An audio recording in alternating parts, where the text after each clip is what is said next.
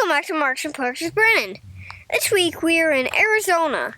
Today we're going to be exploring Sedona and Petrified Forest National Park.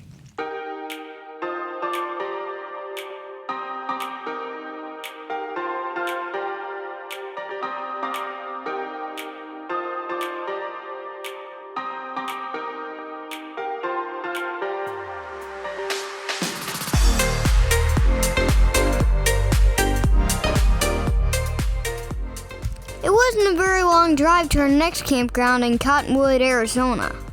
Mom and Dad chose this campground because it was near Sedona and it was a Thousand Trails campground, so we could stay at no cost. The campground was called Verde Valley RV Resort. It was one of the largest campgrounds we've been in, and it had some really nice amenities. However, none of us were feeling our best during our stay here, so we didn't really get to enjoy them.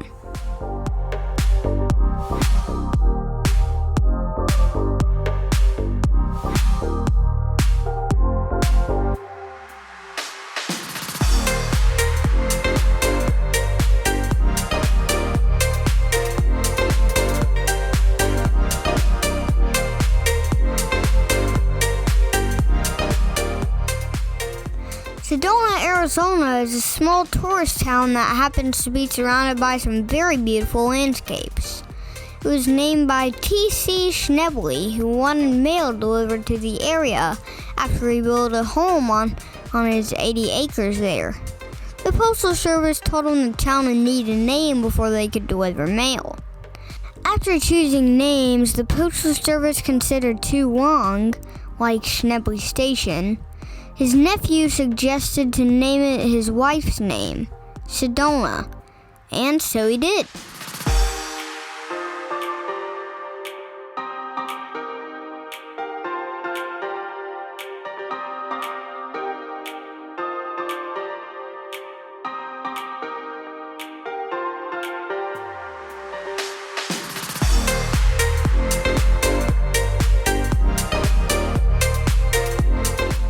Our family planned to tour the area using the Sedona trolley.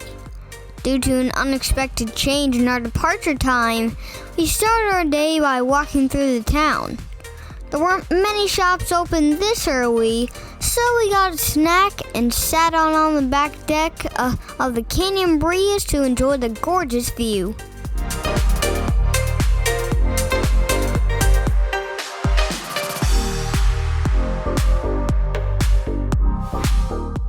Another visitor quickly pointed out a couple of the rock formations we were looking at.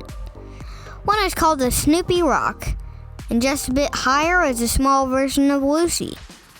There have been quite a few Western films made in this area, some even right in front of the Snoopy Rock. I bet my pa has seen all of them. He loves a good Western.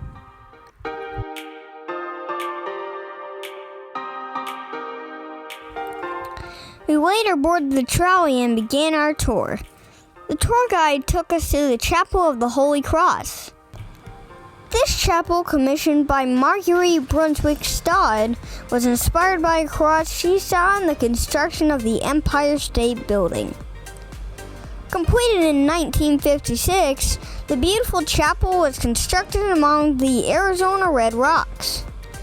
The location was chosen due to the several signs that drew her to the area. The two praying nuns she saw on the rocks, as well as a Madonna and a child. She also saw an RX painted on the rocks. Her family had made their money from the prescription drug industry. These signs all helped her decide on this location in Sedona for a chapel to honor her mother, whose last wish was to leave behind a living spiritual trust.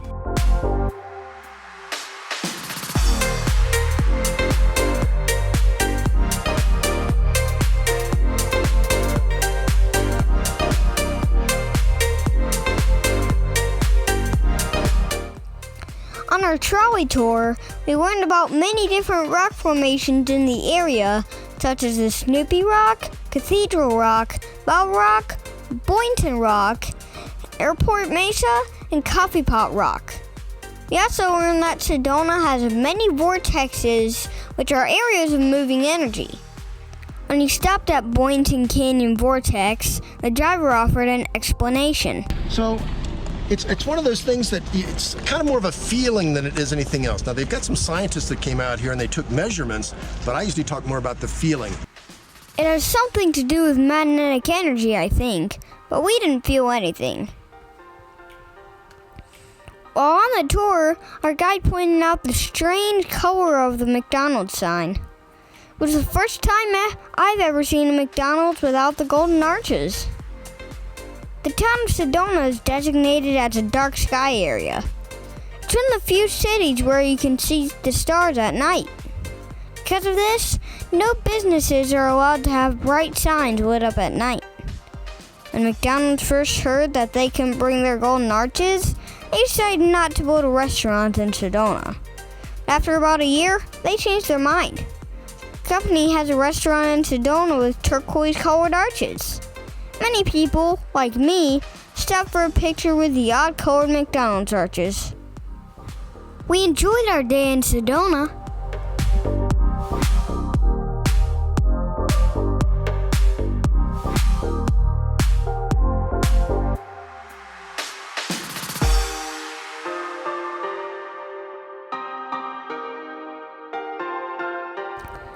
Our next stop had us passing through the town of Winslow, Arizona. My dad said something about standing on a corner, but I'm not sure what he meant by that because we didn't even stop. We stayed at a KOA in the town of Holbrook to visit the Petrified Forest National Park in Arizona's Painted Desert. Petrified Forest, like many other national parks, was first a national monument.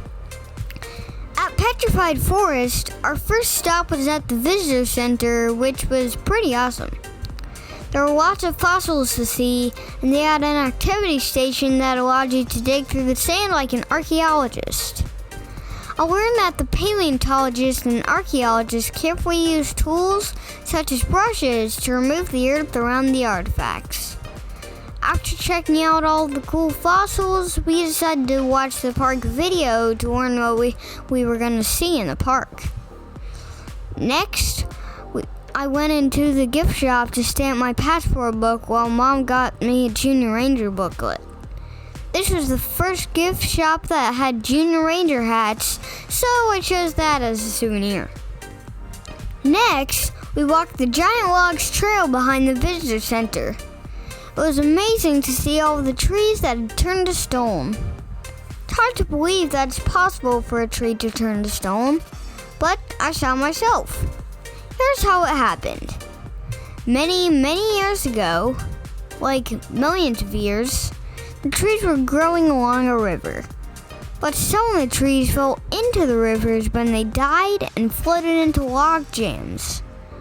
Over time, the log jams became buried in debris and mud.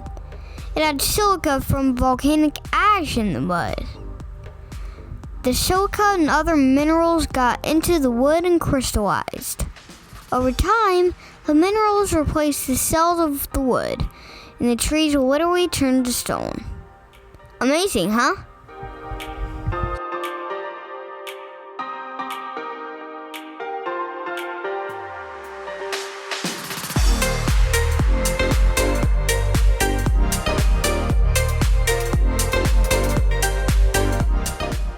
We saw more of the petrified wood at Crystal Forest, Jasper Forest, and a gate bridge. The Blue Mesa Loop was awesome. It almost looked like we were on another planet.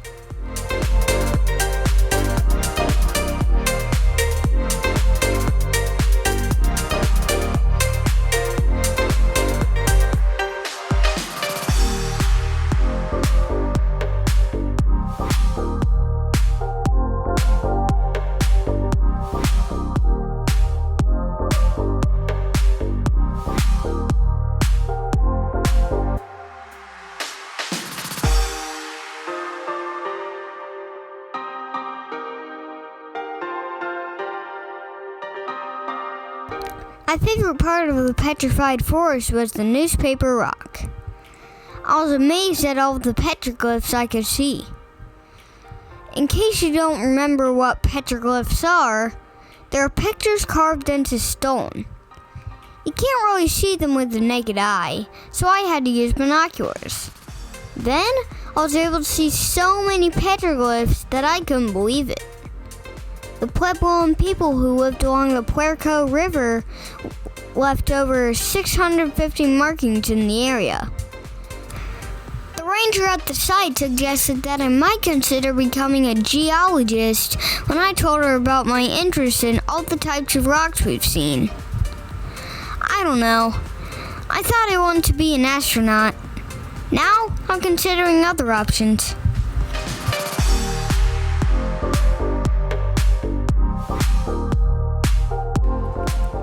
Anyway, we stopped at Puerco Pueblo where Dad got some photos of remains. We were in a desert area, so I saw signs about desert life. Some made me a little uncomfortable. When we were in Williams, Arizona, we talked about Route 66. Well, did you know that Route 66 also went right through the Petrified Forest at one time? Dad stopped to get some pictures at the place where it once went through.